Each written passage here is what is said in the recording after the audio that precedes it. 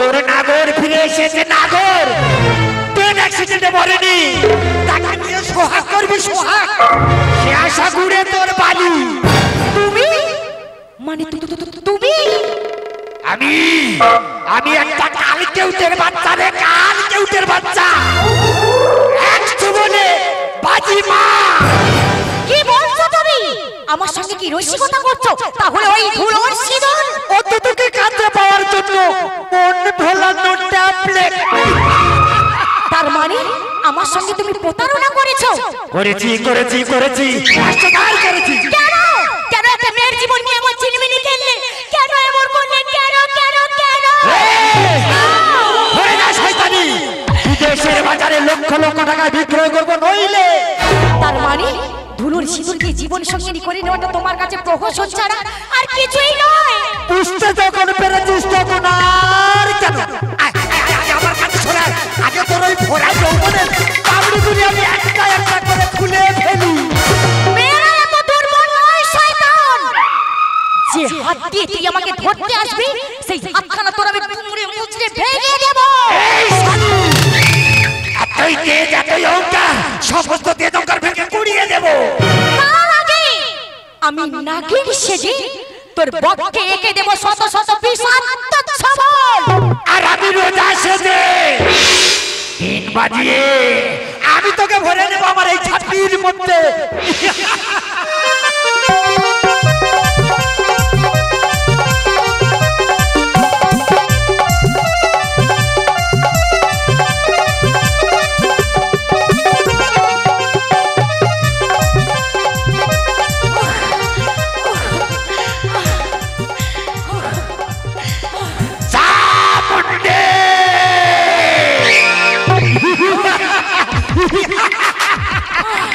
কিরে শালি, তেজ অহংকার কোথায় গেল? বল কোথায় গেল? শোন, শুধু নদীতে মিস ইউলিয়ানো জ্যাকসন আসছে, বাইকে সেজে নাচবি তাদের সামনে। আমি পারবো না, আমি কিছুতেই পারবো না। পারতে তোকে হবে, আর এক মুহূর্ত দেরি নয়। এই মুহূর্তে আমি তোকে নিয়ে চলে যাব বিখ্যাত 5 স্টার হোটেল মন্দিরে।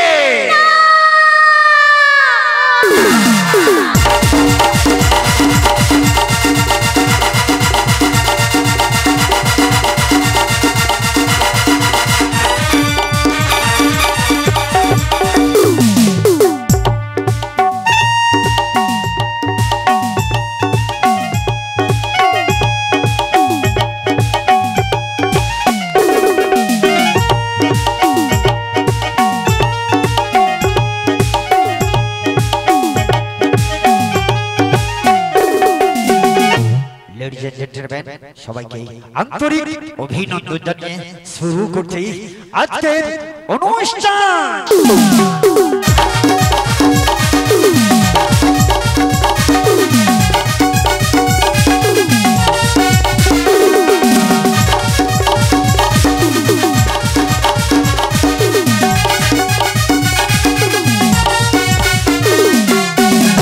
Hello audience, welcome. আপনাদের সবাইকে আমার আন্তরিক অভিনন্দন। আপনারা যার জন্য বসে আছেন বিখ্যাত বিখ্যাত রাজমাতা কামার কোন সুন্দরী মিস ডায়না।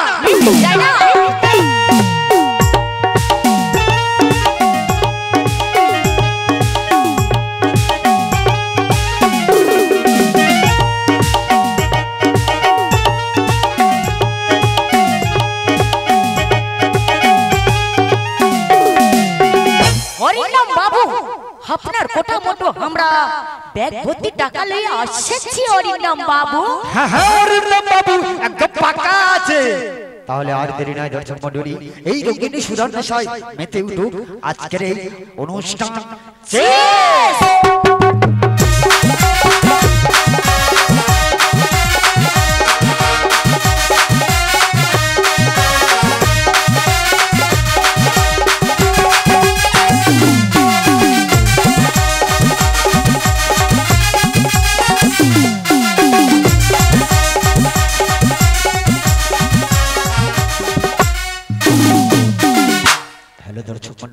এইবার আপনাদের সম্মুখে আনবো বিখ্যাত বিখ্যাত নাজরে বাড়ি কামার কোন সুন্দরী সবার নয়নের মণি আসছে মঞ্চে শুরু মঞ্চে চালু মঞ্চে মিস ডায়না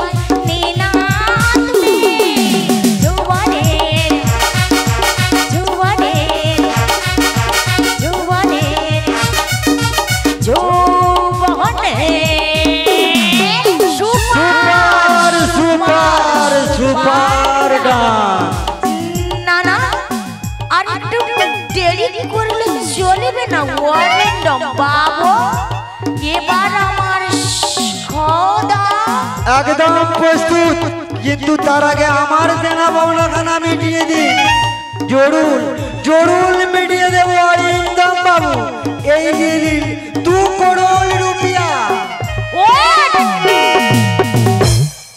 ওই মিস্টার আগরওয়ালা তোমার হাতে ওটা কিসের দাগ লাগিয়ে আছে অরিন্দম বাবু চঞ্চল থেকে রয়েছে আমার হাতে একটা লাল জরুল দেখি তোর হাতে লাল জরুলটা একদম ঠিক আমি যা ভেবেছিলাম ঠিক তাই তার মানে আপনি বাঙালি লন্ডনবাসী নয় সবকসে আমাকে ধরার জন্য পরিকল্পনা কিছুতেই নয় চল শয়তানি এই মুহূর্তে তোকে বিমানে করে বিদেশে পাড়ি দি আমার হাতটা ছেড়ে দে শয়তান আমার হাতটা ছেড়ে দে না কিছুতেই নয় আমি তোকে নিয়ে যাবই যাব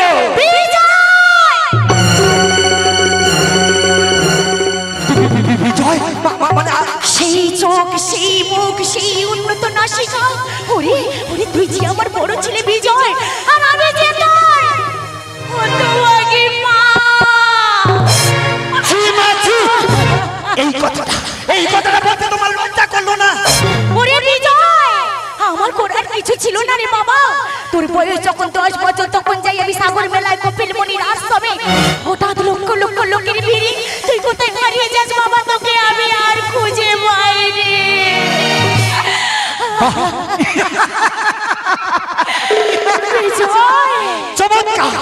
চমৎকার আমার জীবনে কাহিনী ছোটবেলায় থেকে লাঠি ছাটা খেতে খেতে এই ফুটপাতের গলিতে গলিতে বাস করতে আমি হয়ে উঠেছি একটা ইহসম্পত্তি হিংসার পরায়ণ আমার কথা একটিবার মন দিয়ে শোন বাবা আমার কথা একটিবারের জন্য তো শোন না তুমি কোনো কথা বলবে না আমি তোমার কোনো কথা শুনতে চাই না ওরে বাবা মায়ের কথা অবাধ্য হতে নেই বাবা মায়ের কথায় অবাধ্য হতে নেই আমাকে মা মা করে কানটাকে ঝালাপালা করে দিও না আমার মেয়ে মেরে দিবে যা যা সেট করাছে আমি তাই করবো যে আমার মা বাবা ভাই বলতে আমার জেনে লাভ নেই আমি হলাম এটুকের দাস ভয়ঙ্কর তাই আমার মুখের কাজকে যখন তোমরা কেড়ে নিয়েছো সেই মুখের কাজকে আমি চিরদিনের জন্য পাঠিয়ে দিলাম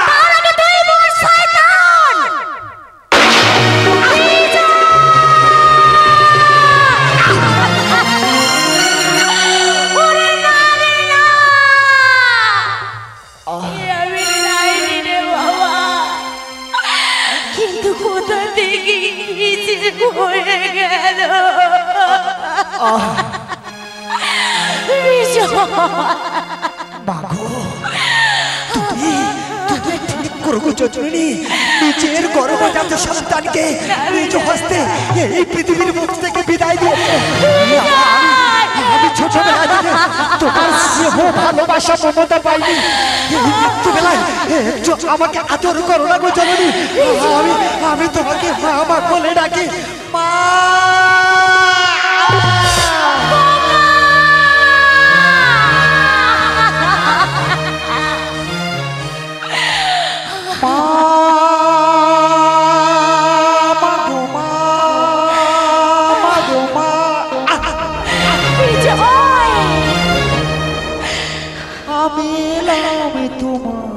কোলে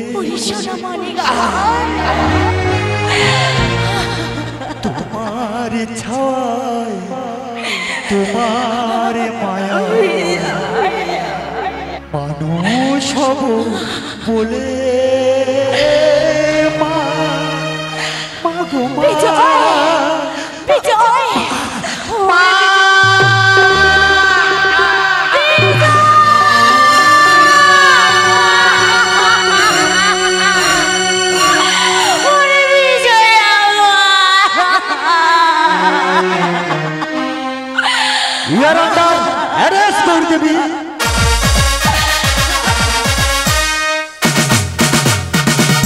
শোনো সিপাহী ওই পিস্তলখানা ওখান থেকে কুড়িয়ে নাও আর এই লাশটাকে পোস্টমর্টমের ব্যবস্থা করো। তাই করছি স্যার, তাই করছি।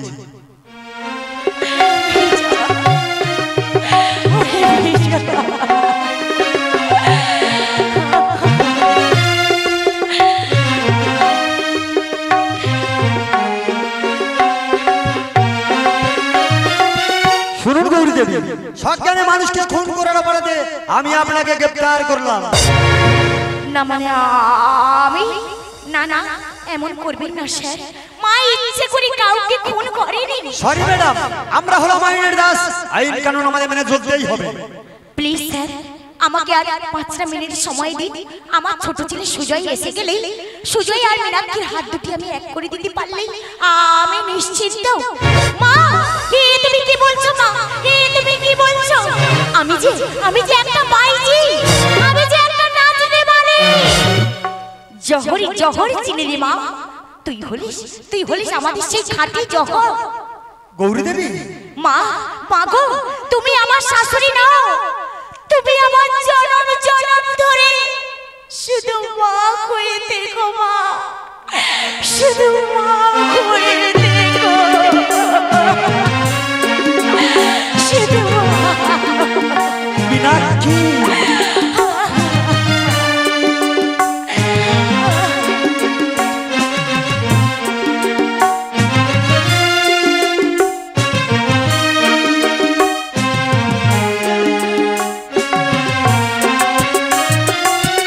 চুপ কর রে মা, চুপ কর।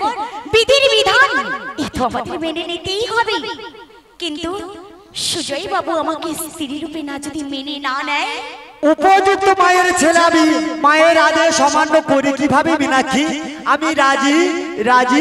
সুজয় বাবু মা, আমাদের বাড়িতে পুলিশ কেন? মা বলো কি হয়েছে? খুনের অপরাধে আপনার মাকে আমরা গ্রেফতার করেছি। খুন না, এ হতে পারে না স্যার, কিছুতেই নয়। হ্যাঁ সুজয় বাবু, অরিন্দম চৌধুরী উনি বিজয় ঘোষ আপনার বড় দাদা। আমার তোমরা সত্যি বলছো, আমি কিছুই বুঝতে পারছি না। অবাধ্য অপরাধে খুনি রম্পটটাকে আমি নিজের হাতে যে গুলি করে খুন করেছি। কিন্তু কেন মা, কেন? যাতে তোদের দুজনের দুটি জীবনে যেন আর কোনোদিন কাঁটার আঁচড় না লাগে, তাই জেলখানায় চলে যাবার আগে আমি তোদের দুজনের দুটি হাত আজ এক করে দিলাম। গৌরী দেবী, এই আনন্দের দিনে আপনি এদিকে থাকুন, ওদিকে অনেক আয়োজন বাকি। আমি আসছি গৌরী দেবী, আমি আসছি।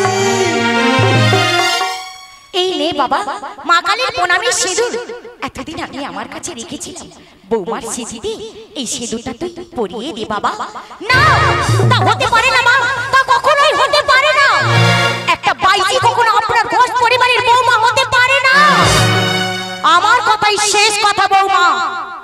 সুজয় কোনো আড়ম্বর নয়, কোনো আত্মীয় স্বজন নয়, তোমার কপালে ধুলোর সিঁদুর মুছে দিয়ে মায়ের দেওয়া মা কালীর প্রণামী সিঁদুর আমি তোমার কপালে রাঙিয়ে দিয়ে আমি তোমাকে আমার সারা জীবনের জন্য জীবন সঙ্গিনী করে নিলাম। সুজয় বাবু, সুজয় বাবু, সুজয় বাবু।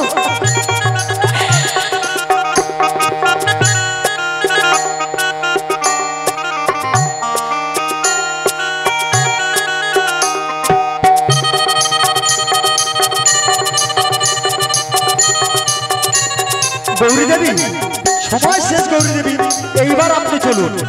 বেশ, আমিও আমার শেষ কর্ম সম্পূর্ণ করে ফেলেছি স্যার। সময় আমার শেষ, বলেছি আমি জেলখানা। তার আগে তোর ফোনের বার্তা পৌঁছে গেছে বাড়িতে। কান পেতে তোমরা সবাই শোনো।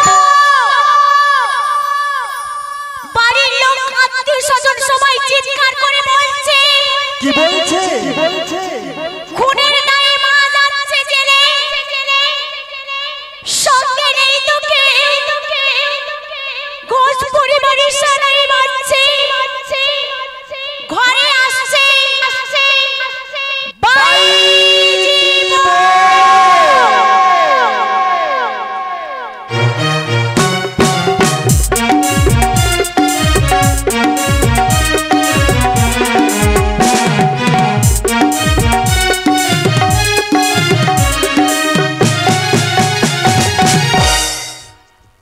নমস্কার।